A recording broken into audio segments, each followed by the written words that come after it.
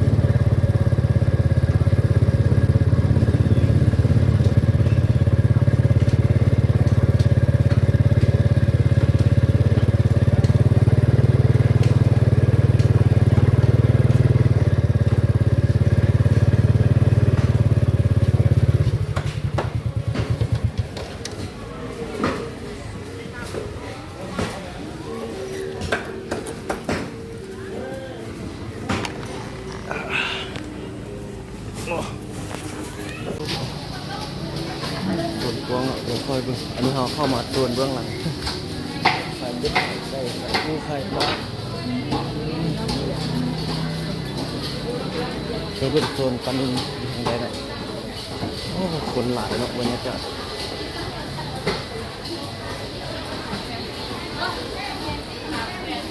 นี่ก็ปลา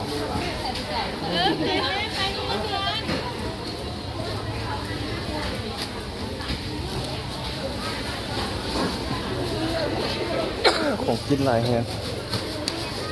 มีก็หลายอย่างโอ้นี่ก็ดี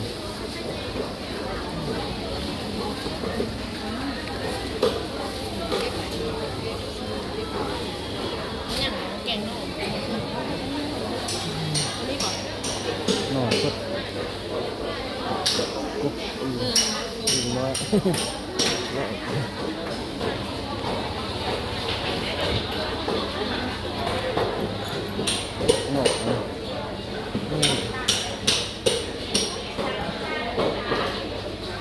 ปันหินมีแต่ตัวใหญ่ๆ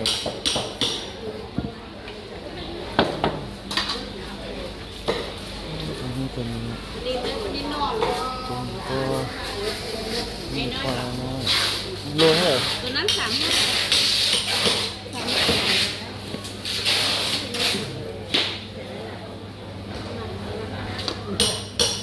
เอาประมาณ2 โลเรียกตัวน้อยก็ได้เอาจริง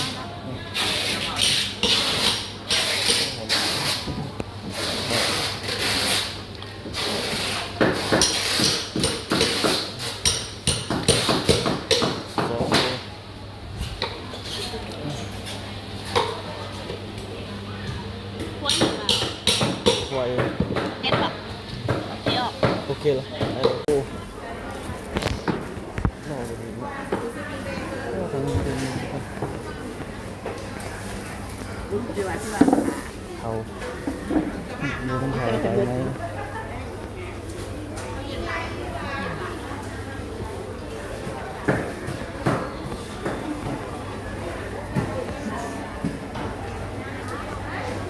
ซิงกลาง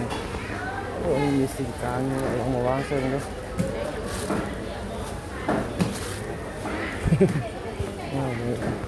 ตรงนี้นะหน่อต้มเรียบร้อย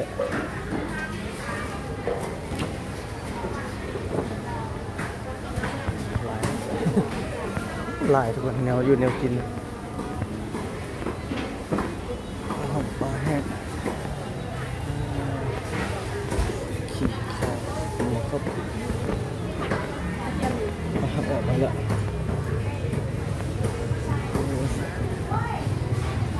มีหลายอยู่นะนอนแล้วอันนี้ถกเท่าไหร่อันนี้ปอกเรียบร้อยเนาะอ๋อนอนลั่น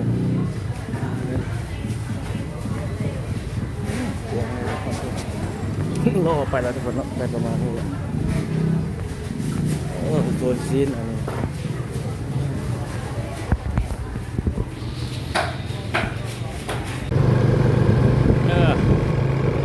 อันนี้เราออกจากกันตลาดลาวสิตลาดนั่นน่ะน้องเนียวมาแล้วทุกคน เดี๋ยวเราไปอัปเดตเบิ่งกันทางหน้านี่เลยทุกคนอัปเดตเบิ่งทางถนนดงนาทองนะถนนเขตบ้านดงนาทองเนาะถนนสีท้องเขตบ้านดงนาทองที่ประเทศทางไปตรงเสริมเล็กใหม่นะเดี๋ยวเราถ่ายให้ทุกท่านได้เบิ่งเดี๋ยวแยกแถวทางหน้าเลยว่าเพื่อนเห็นได้หลายเพียงใดแล้วเขาไม่ได้มาอัปเดตด้นหรอวันนี้เขามาทางนี้ก็เลยอัปเดตให้บรรดาท่านได้เห็นได้ชมเนาะข้างหน้าเอาเนี่ย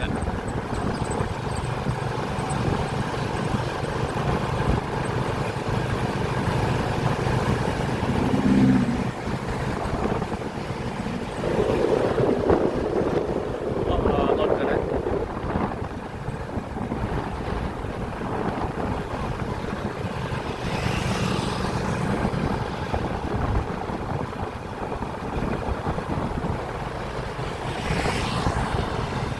ไปซื้อโพนโฮงเลี้ยวขวาคิวรถเมล์สายเหนือใช่ทางหน้าเขานี่ไปแล้วเพิ่นเฮ็ดเข้าไปเพิ่นเฮ็ดเป็นทางไปตรงใหม่เนาะไปฮอดเส้นทางตัดใหม่ดงนาทองตานมิไซฮะนี่เขตบ้านหนองแต่งนี่เข้าไปนี่บ่ได้มาถ่ายรถตึกละเพราะเพิ่นเทคอนกรีตได้หลายเพียงได้ละ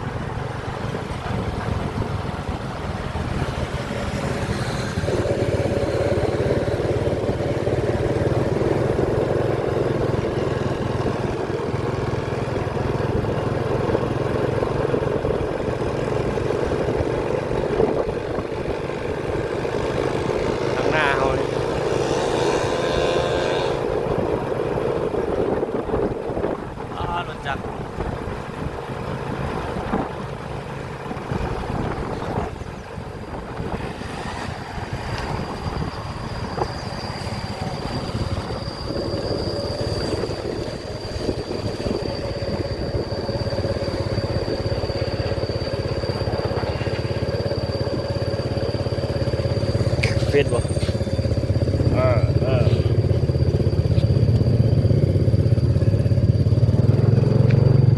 โอ้ตัวนี้ผ่านได้บ่ดูได้ประมาณนี้ไปแล้วเนาะ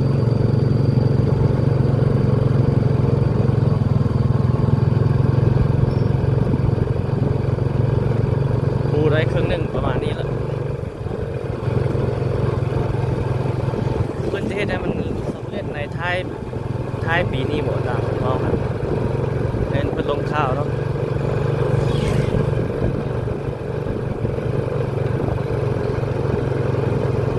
จากจุดข้างหลังเอามาแยกเข้าไปยาวเข้าไปพุ่นเลยฮอดถนนตัวตัดไม้ดงนาทองตานมิไซฮะชิบันเทคอนกรีตนี่โอ้เบื้องนั้นรถติดเลยทางนั้นรถใหญ่นี่ควรหลีกเลี่ยงก่อนเด้อทุกคนเลย เพราะว่ามันจะคือทุกคนเห็นแหละอยู่ในช่วงการก่อสร้างเนาะแต่จะแบบรถติดแบบประมาณนี้แหละไปมาบ่สะดวกวันใดเนาะ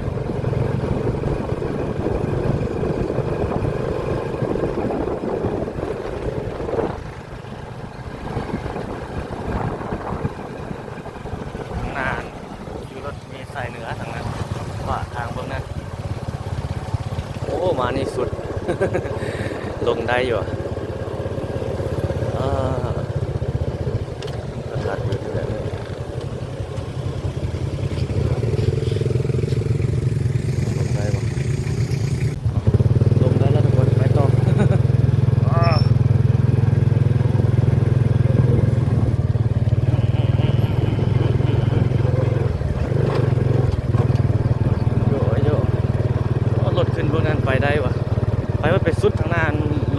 เก่าเนาะ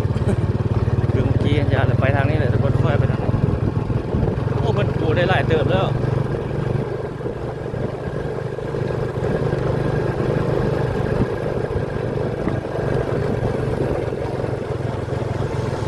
อัปเดตเส้นทางถนนสีทองเนาะเขตบ้านดงนาทองเขตคิวรถเมล์ใส่เหนือไปหาเขตทางแยกเข้าไปเส้นทางตัดใหม่ดงนาทองตามมีไซนี่เพิ่นดูคอนกรีตใหม่เลย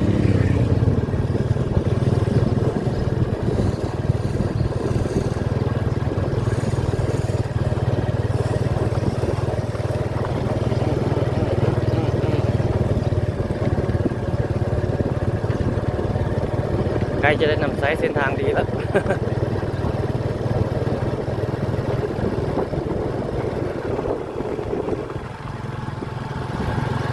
โอ้ปูมอนี่เนาะหากอนี่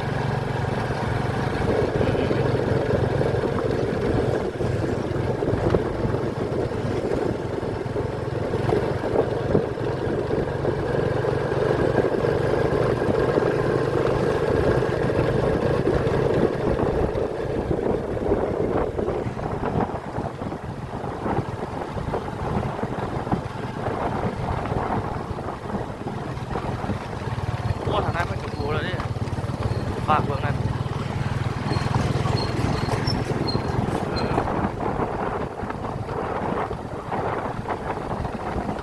โอ้ปูมอนี่แล้วเนาะโอ้นี่บรรยากาศล่าสุดเลยนี่ก็ได้ภาพล่าสุดที่ได้ประมาณนี้ละเดี๋ยวผมมาอัปเดตไปนะยาวไปจนทอดพุ่นเลยทอดนั่นพุ่นเลยบนเขาว่าถนนดงนาทองบนทางตัดไม้ก็ก่อนเอาขึ้นนี่นะโอ้ผ่านนี่ไปได้เยอะวะโอ้เล็กขจอมาใส่